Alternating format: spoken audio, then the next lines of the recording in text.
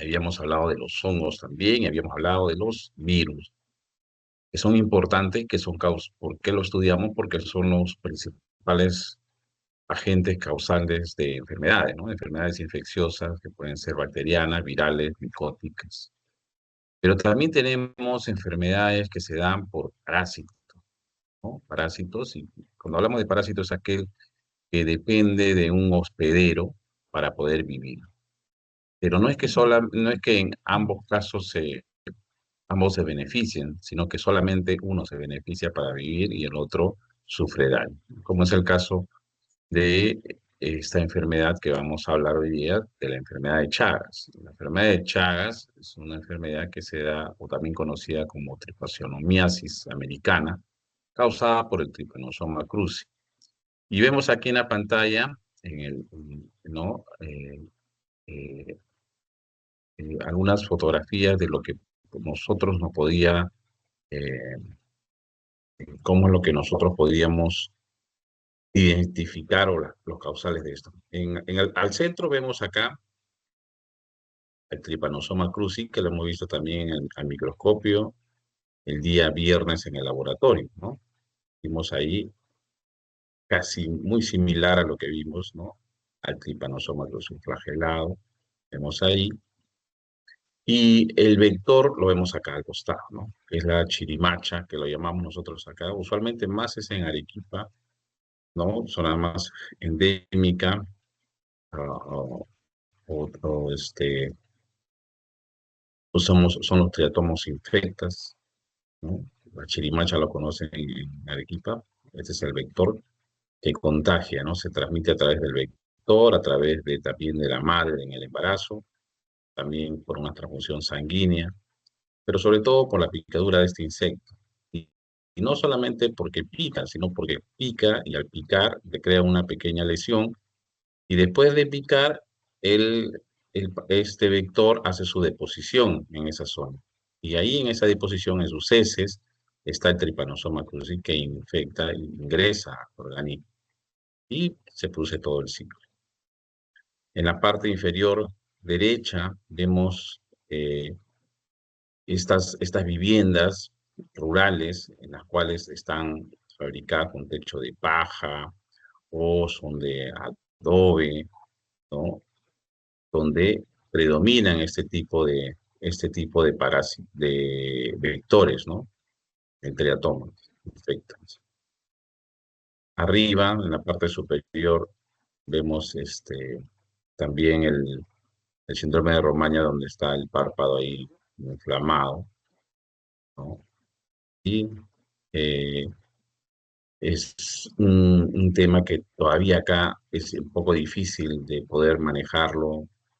Si bien es cierto, se están tratando de hacer cunas para esto, hasta el momento no tenemos eso. Entonces hablaremos sobre su agente causal de la enfermedad de Chagas, que es el parásito flagelado que ya hemos hablado, el Trypanosoma cruzi, ¿no? Lo vemos ahí, es un parásito hemotisular, es decir, puede estar en la parte de los tejidos y puede estar en la sangre también, ¿no? Sistémico, diferentes poblaciones o cepas que motivan diferentes tipos de cuadro clínico, ¿no? Como le mencionaba, en la inmunoprevención, es decir, en las vacunas todavía es lenta, ¿no? No hay todavía una vacuna que nos ayude a prevenir esto. ¿Cómo es la patología? El cuadro infeccioso inicial de la etapa aguda es sintomática, pero pausisintomática o asintomática, ¿no? Es decir, con leve sintomatología, ¿no? A veces no presenta sintomatología, entonces hay un silencio clínico, como llamamos nosotros, de esta etapa crónica, latente e inaparente. ¿Por qué es importante identificarlo temprano? Porque cuando es en la fase aguda podemos darle un tratamiento efectivo y evitar las complicaciones. Sin embargo, cuando ya se hace crónico, es más difícil tratar al parásito. Se trata ya los efectos sintomáticos que ya eliminar el parásito, ¿no? La evolución lesional evidente, un 20 a 30% de los infectados hacen cardiopatía chagásica, megaformaciones digestivas como un esófago o colon, proceso erosional directo en uno sostenido, que es lo que se tiene, ¿no? Entonces acá lo ideal siempre es tratar esta enfermedad en la fase aguda. Y acá está el principal vía de transmisión, casi el 80% de los casos en áreas endémicas es la vectorial, ¿no? Y para eso está dada por este vector, que es un triatóminos, un hemíptero triatóminos, que se llama la vinchucas, ¿no? O las chirimachas, que lo llamamos acá en Perú. Son de hábitos domiciliarios, como habíamos mencionado, sobre todo en estas viviendas hechas de paja, de adobe, ¿no? Que se encuentra. Entonces, este es el vector responsable de la endemia en Uruguay, por ejemplo, y acá en el Perú también, ¿no? El Triatoma infesto. Bueno, y este es un mapa del Ministerio de Salud que salía como era la distribución hasta el 2010 del global de los casos de enfermedad de Chagas. Sin embargo, mire, hasta 2025 y casi no ha variado nada, ¿no? Seguimos iguales, parece. Eso también es la enfermedad de Chagas, la transmisión es el principal vector. Y aquí están, vemos en la parte roja el área endémica. O sea, hay una parte también de nuestro país que es endémico, ¿no? Casi acá en la costa no, pero en la parte centro y oriente sí, ¿no? Es lo que vemos. Ujú. El, esto también para ver las áreas endémicas de cómo ha ido proliferando igual, ¿no?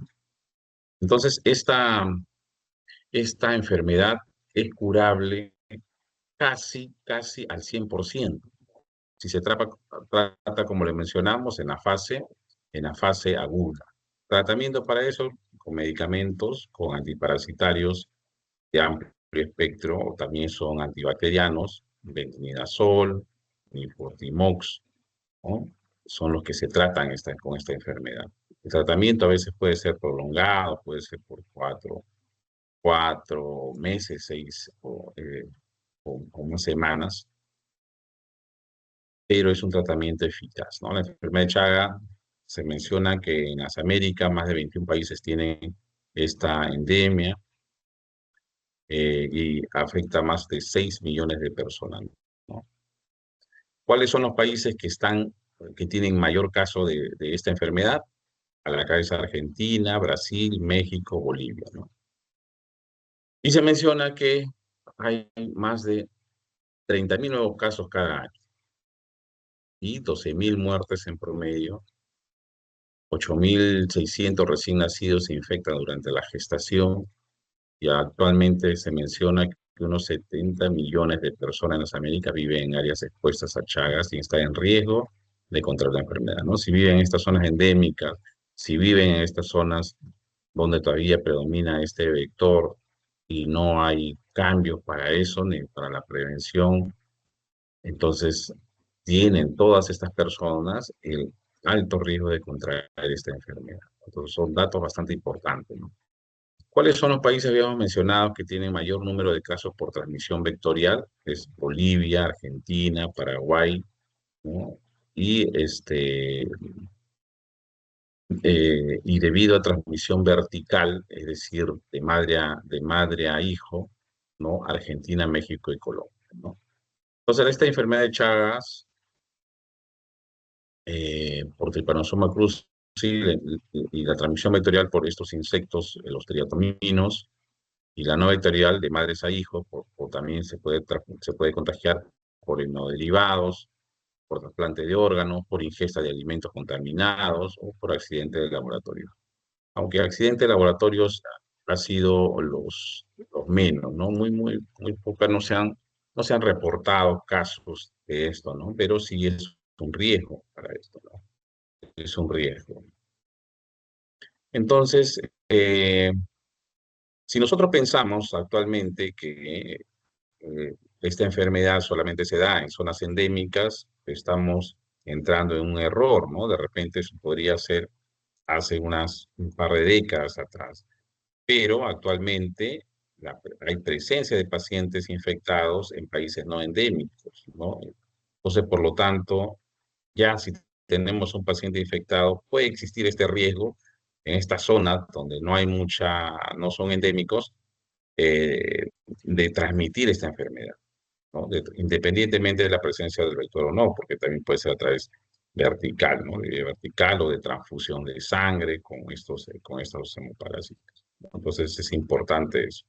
Actualmente, pues la globalización nos lleva a esto, ¿no? Que un paciente que ha estado en una zona endémica, está con el parásito y como hemos mencionado, a veces es asintomático o pausisintomático, entonces se puede trasladar pensando que no tiene nada y llegar a una zona eh, que no es endémica y hacer ahí la transmisión. Entonces, estos constantes flujos de migración pues favorecen pues la presencia de personas con esta enfermedad en regiones que casi no se determinan como endémicas, ¿no? Estas regiones son Estados Unidos, Europa, Asia, Oceanía, ¿no? Estos son, sobre todo, se han documentado casos siendo no endémicos, ¿no? Entonces, en estos casos, en estos países donde no se tenía la presencia de este tipo de enfermedades, se han tenido que hacer actualizaciones porque han encontrado estas, estas enfermedades, este parásito, y saber cómo hacer el diagnóstico o qué medidas preventivas tomar, ¿no? Bueno, y este es un mapita más o menos de cómo es el flujo migratorio de América Latina hacia las regiones no endémicas, ¿no? Como Europa, Estados Unidos, cómo migra la gente, ¿no? Personas. ¿Cómo es en nuestro país? En nuestro país, esta enfermedad es de notificación individual, se tiene que hacer de forma obligatoria. Hay para esto una directiva sanitaria, que es la 46 del 2013 vigente, que la enfermedad de caso de enfermedad de Chagas tienen que notificarse, ¿no? E informarse al sistema de vigilancia epidemiológica de la Red Nacional de Epidemiología, ¿no? ¿Cuáles las áreas más donde hay mayor, lo más importante de esta enfermedad? El área chagásica más importante del país está en la vertiente suroccidental del Pacífico, ¿no? Comprendida entre los 13 y 19 grados de latitud. Entonces, parte central, como hemos visto en el mapa, y parte del oriente, ¿no? Sur, y el occidente, ¿no? Actualmente, pues, parte del nororiente también hay antecedentes, pero hay que hacer mucho mayor vigilancia para poder tener mejores datos. Habíamos hablado que habíamos hablado de la enfermedad de Chagas aguda, de la enfermedad de Chagas crónica, y cómo nosotros podemos hacer un diagnóstico, ¿no? De un caso probable, en este caso de Chagas agudo, un caso confirmado de Chagas agudo, cuando hablamos, ¿no? De Chagas agudo, un caso de Chagas agudo o un caso probable de Chagas agudo es un paciente que tiene sintomatología, o sea, si tiene fiebre, tenga al menos uno de los más de estos síntomas, ¿no? Adenomegalia, hepatomegalia o esplenomegalia, ¿no? Chagoma, o sea, que es la inflamación al sitio de infección, y que tengan toda esta sintomatología con hasta 8 semanas de duración, ¿no? Malestar general, meningoencefalitis, síndrome de Romaña, miocardiopatía, miocarditis, ¿no? Entonces, además, si tiene alguno de estos fiebre y tenga al menos uno de estos síntomas, estamos frente a un caso probable de Chagas agudo. Pero además, tiene que tener un antes. Estas son la parte sintomática. Pero solamente con la parte sintomática ya podemos nosotros pensar que es un Chagas agudo, ¿no? Porque, bueno, fiebre puede tener varias enfermedades.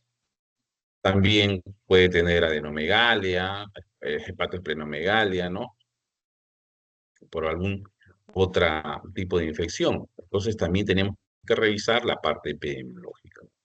Entonces, también tiene que tener una de las siguientes antecedentes epidemiológicos. Por ejemplo, que proceda o viva de un área con infectación por triatomo, ¿no? O antecedente de haber recibido sangre de derivados en los 2 últimos meses de un donante que tenga haya tenido Trypanosoma cruzi, o con el antecedente de haber recibido sangre o medio derivado en los últimos 2 veces de un donante infectado por Trypanosoma cruzi, como lo mencionado, antecedente de haber sido trasplantado, ¿no? En los últimos 3 meses por un donante infectado con Trypanosoma cruzi, que ha sido confirmado por laboratorio como un caso de transmisión transfusional, o tenga un compromiso inmunológico, ¿no? Como el paciente con SIDA o tratamiento con corticoides o inmunosupresores también. Entonces, fiebre más una otra sintomatología, otro signo que podemos ver, más un antecedente de estos epidemiológicos, podemos estar en caso probable de Chagas agudo. Pero ¿cómo lo confirmamos? ¿Cómo lo confirmamos? Es a través de un caso probable de enfermedad de Chagas agudo, o sea, lo de arriba, lo que hemos mencionado, ¿no? Pero sí que haya sido confirmado con el hallazgo del parásito por un examen directo de sangre fresca, porque se hace se mira al microscopio y podemos ver al tripanosoma ahí, o podemos hacer una coloración y ver el tripanosoma. Hacemos un frotis, una gota gruesa, o hacer el serodiagnóstico, es decir, con el suero y medir los anticuerpos, en cultivo microhematocrito, técnicas moleculares, ¿no? Para poder identificar al, al parásito. Entonces, ahí es un caso confirmado de Chagas agudo, ¿no? Y en enfermedad de Chagas crónico, también, ¿no? Podemos tener un caso probable de Chagas crónico y un caso confirmado de Chagas crónico. El caso probable es un caso reactivo a una prueba de tamizaje, ¿no? Una prueba serológica puede ser, con o sin síntomas compatibles con la enfermedad de Chagas. O sea, es decir, no puede tener ninguna sintomatología, no puede tener ningún signo ni síntomas, ¿no? Pero salió reactivo a una de las pruebas de tamizaje. Entonces quiere decir que de repente ya no está en la fase aguda, ya está en parte crónica, porque me está saliendo reactivo una prueba de tamizaje. Entonces, ¿cómo confirmo que es una enfermedad de Chagas crónico? Es teniendo el caso probable, es decir, que sea reactivo a una prueba con o sin síntomas compatibles de enfermedad de Chagas, ¿no? Pero que se confirma con cualquiera de los siguientes métodos. Otra prueba serológica, no solamente la que se tiene, sino otra prueba de hago que sea diferente o de diferente principio, es decir, diferente metodología. Si uno es ELISA, le puedo hacer electroquimioluminescencia. Si uno es aglutinación, le puedo hacer una ELISA, ¿no? O sea, diferente metodología. eh, eh, un senodiagnóstico también, o PCR. ¿Qué es el senodiagnóstico? El senodiagnóstico es una metodología que se utilizaba antes, ahora muy poco, ¿no? Es decir, a una persona que aparentemente pienso que está infectada, le pongo estos vectores, ¿no? Estos vectores que van a aspirarle, y se deja que a la persona, que aparentemente quiero saber si está infectado o no, le pongo estos parásitos que están limpios, les pongo y hago que succione su sangre, ¿no? Lo succione. Y una vez que lo succionen a estos vectores, los tengo separados. Dejo pasar el tiempo, hago que haga su ciclo, ¿no? Su ciclo biológico, el tripanosoma, y puedo ver en acceso, puedo verlo nuevamente en dentro de ellos, buscar este parásito, ¿no? Eso se llama senodiagnóstico. O por pruebas moleculares, ¿no? Esa es la enfermedad, cómo hacemos un caso confirmado de Chagas crónico. Bueno, ahí está, es ¿no? El signo de la Romaña, cuando está un chagoma en lugar de picazón. Y bueno, esto es una enfermedad de Chagas es lo que puede ocasionar, ¿no? Es una enfermedad silenciosa, le hemos dicho, puede presentarse síntomas después de 20 años o nunca presentar síntomas, provoca varios daños en nuestro cuerpo y puede ocasionar una muerte repentina, ¿no? En el cerebro, mareo, desorientación, descoordinación. En el corazón, crecimiento del corazón, palpitaciones discontinuas, muerte repentina. Asimismo puede generar también cansancio e hinchazón de los pies. En el aparato digestivo, crecimiento y torsión del intestino, estreñimiento crónico, dificultad para pasar los alimentos. ¿Qué aspectos epidemiológicos yo debo tener en cuenta, ¿no? Primero, la fuente de infección, ¿no? Están en la sangre de los mamíferos, incluyendo al humano, que contiene los tripomastigotes. Los mecanismos de transmisión, que puede ser vectorial y no vectorial, ya lo hemos mencionado. Los no vectoriales son transfusión de sangre o a través de la placenta, de madre al niño, trasplante de órganos, alimentos contaminados, accidente de laboratorio. Periodos de incubación de 5 a 14 días después de la picadura del vector, ¿no? O 30 a 40 días después de una transfusión, es la forma, y la forma crónica va a aparecer después de 10 años. Después de 10 años. El periodo de transmisibilidad, ¿no? Estos tripanosomas pueden permanecer en la sangre en fase aguda y pueden permanecer toda la vida, ¿no? En concentraciones muy bajas, ¿no? Con síntomas o también sin síntomas, ¿no? Entonces este vector se vuelve infectante entre las 10 y 30, vuelve infectante entre los 10 a 30 días de haber picado al huésped, ¿no? Infectado, y persiste toda la vida, ¿no?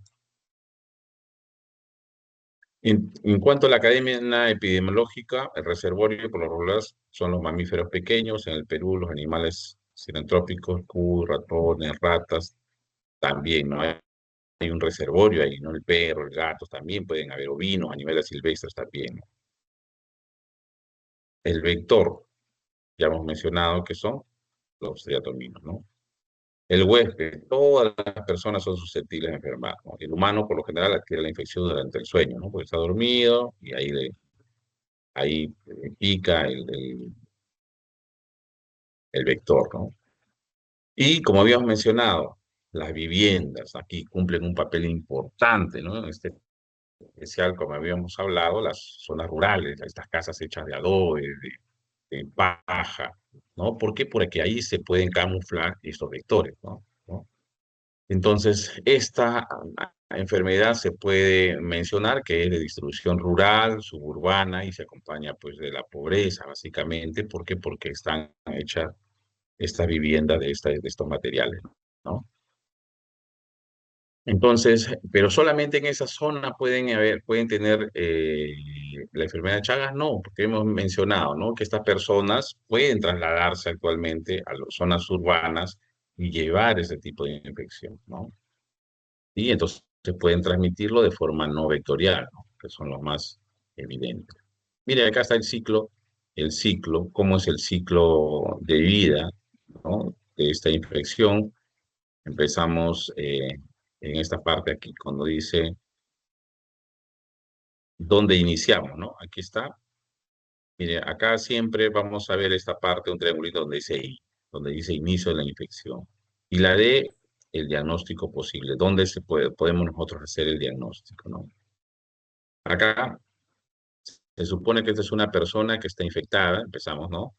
Aquí está el inicio, la picadura del triatomino, ¿no? Entonces pasan los tripomastigotes, que es metacíclico, están, primero pican acá, ¿no? La picadura del triatomino, que está infectado, en la cual pasa el paso de los tripomastigotes metacíclicos en las heces del animal, ¿no? Habíamos mencionado que primero pican y después hacen su deposición ahí, ¿no? Entonces ahí dejan parásitos, ¿no?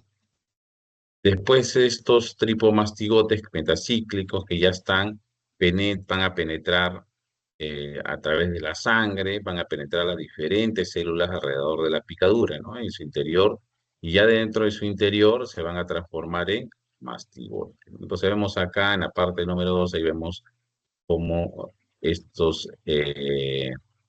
tripomastigotos que habían entrado van a, en su interior se van a transformar en amastigotos, ¿no? Estos amastigotos, como vemos acá, mira, vemos más abajo el número 3, ahí están en pequeñitos, amastigotos, se van a multiplicar, ¿no? Por fisión binaria en las células de los tejidos infectados, ¿no? Todos los tejidos que se infectan, ¿no? Y los amastigotos ya intracelulares se transforman nuevamente en tripomastigotos. y salen de estas células donde han estado ahí multiplicándose, salen de la célula y después entran en la circulación sanguínea. Entonces, ya en la circulación sanguínea puedo tomar una muestra de sangre y hacer mi gota gruesa, verlo en lámina, hacer una coloración y puedo llegar al diagnóstico, ¿no? Puedo llegar al diagnóstico, ¿no? A ver, y ahora, una vez que estos amastigotes se multiplican y pasan a ser mastigotes intercelulares, también estos tripomastigotes también se pueden infectar otras células y transmitirse en las mastigotes intracelulares a nuevas células. Entonces, esto nuevamente, esto como ya está en el torrente sanguíneo, estos mastigotes, la picadura del triatomo. Nuevamente, un triatomo sano pica a este hombre infectado, y ingresa de los tripomastigotes. Ya dentro del intestino de este parásito, del triatoma, ¿no? Este epimastigoto ingresa en el estómago de este vector. Ahí existe una multiplicación en el estómago. Este tripomastigoto metacíclicos están en el intestino y otra vez ya en el intestino, listo para eliminarse en las heces.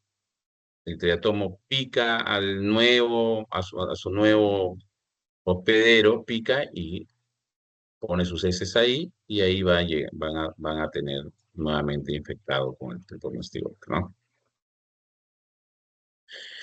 Bien, estos son más o menos hasta el 2022 cómo han estado, cómo cómo se ha dado la enfermedad de Chagas y cómo ha ido, sin embargo, vemos que en el 2006, 2009, ¿no? Hubo un aumento, un pico mayor.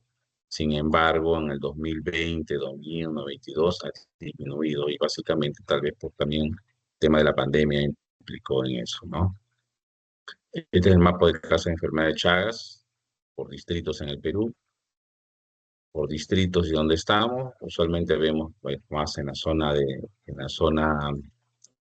central, en la parte sur, ¿no? Y occidente. Están los casos de la enfermedad de Chagas, tasas de fallecidos en el Perú, y aquí está por departamento, ¿no?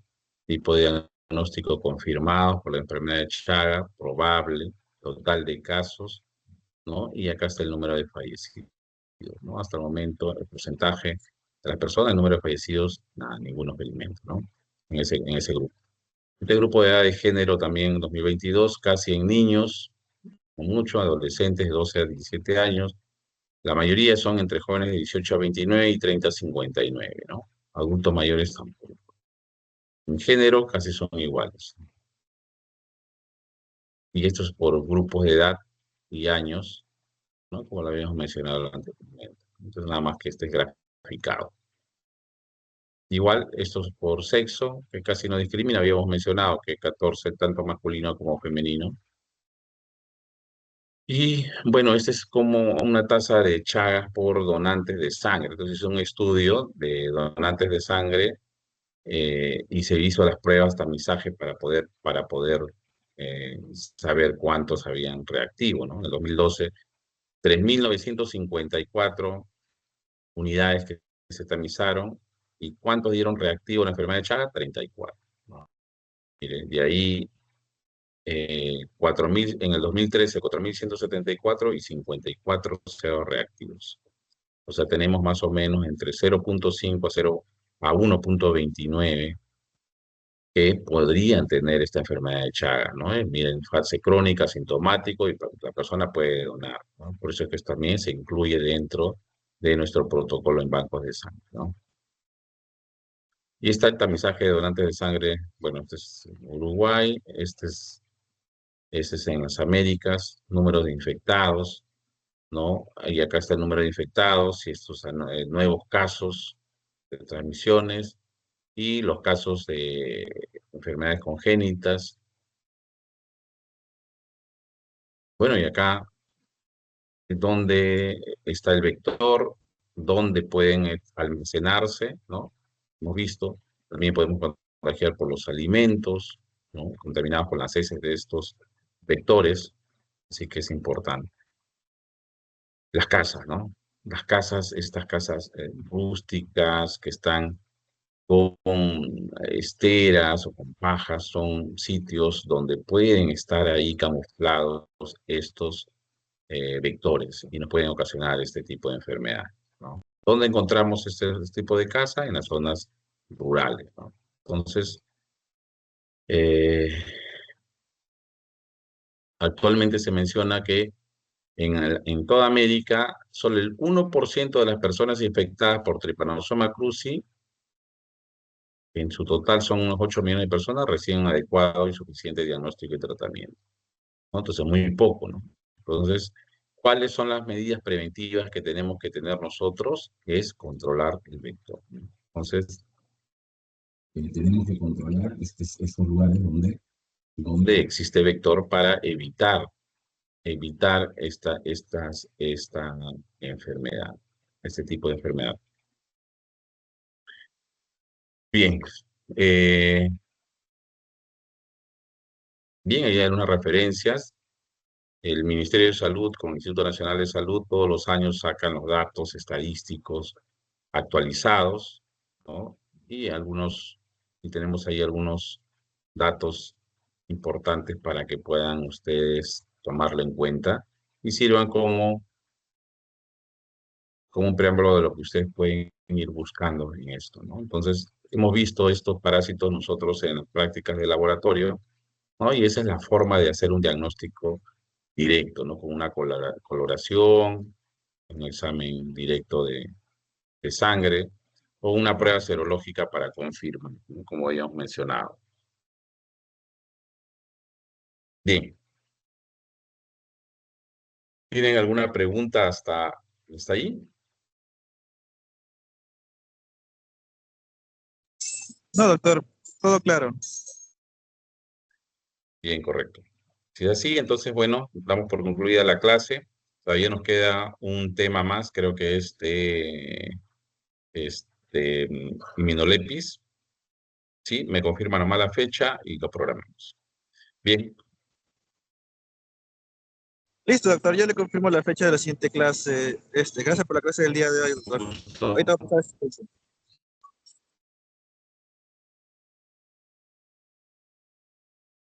Bien, buenas noches.